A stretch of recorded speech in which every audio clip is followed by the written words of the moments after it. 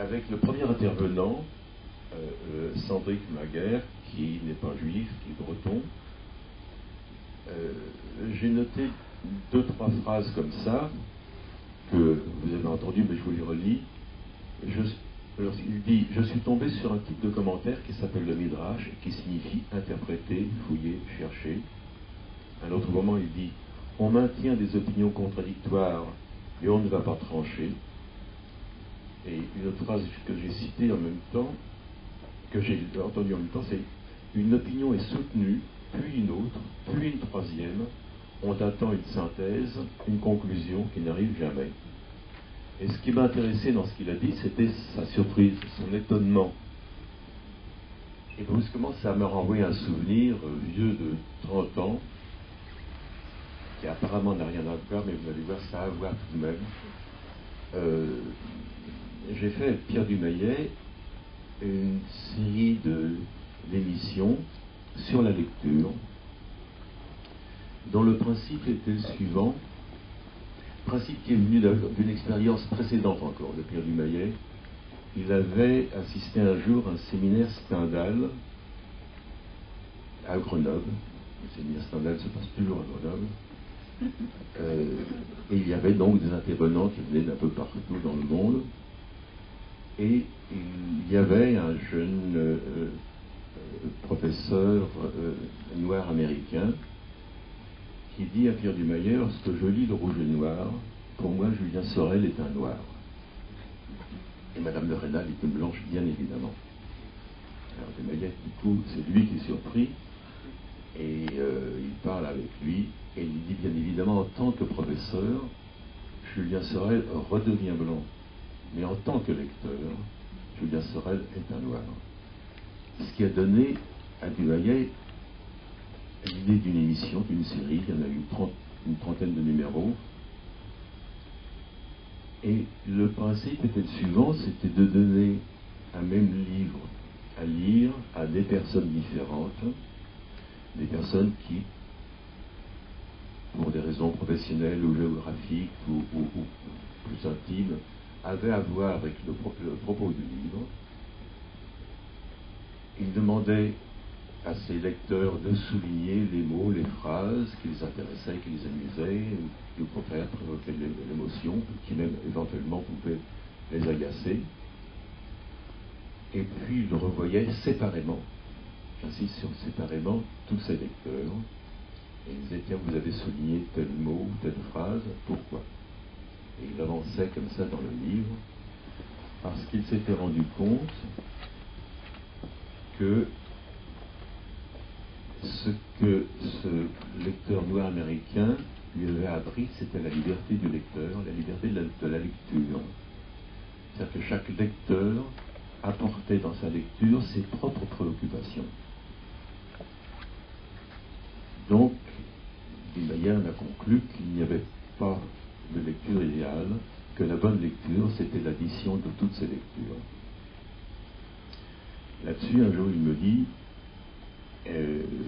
ça serait bien qu'on fasse un film sur un livre juif. Alors on a cherché, et puis on est tombé d'accord sur les récits racidiques de Martin Buber.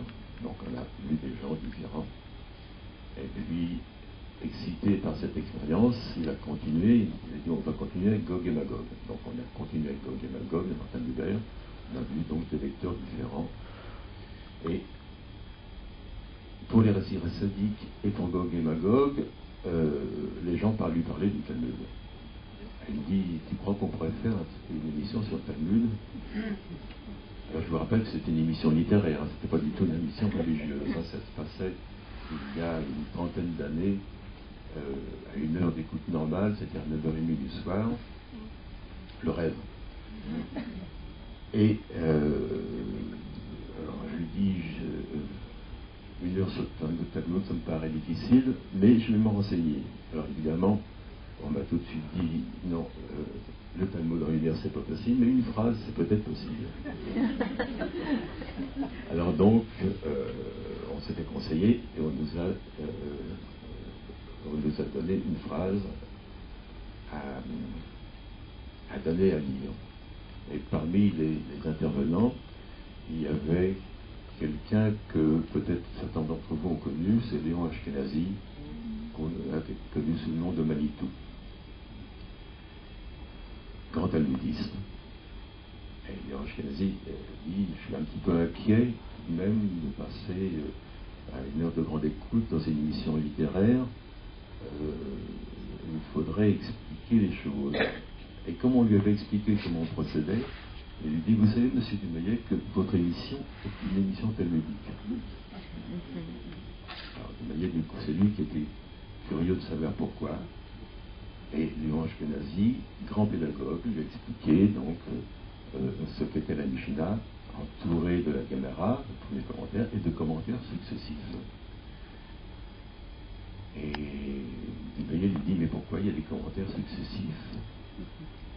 Et pourquoi on les garde tous s'il y a des interprétations nouvelles?